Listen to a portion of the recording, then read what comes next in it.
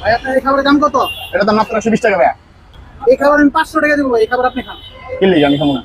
খাবার আমি কিনছি ভাই 120 টাকা দাম, আমি 500 টাকা দিতে চাইতেছি, উনি খাইবো না, তাহলে কি ভেজাল আছে না?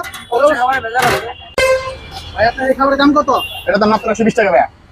এই খাবারের দাম কত? 120। 120। হ্যাঁ। এই খাবার আমি 500 টাকা দেবো ভাই, এই খাবার আপনি খান। কিনলে আমি খাবো না।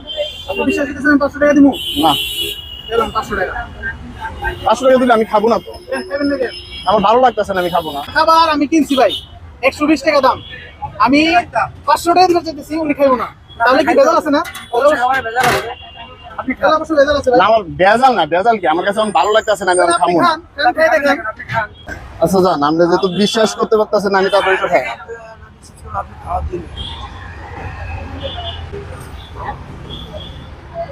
ঠিক আছে, এই খাবারটা খেলে সমস্যা হইতো কি?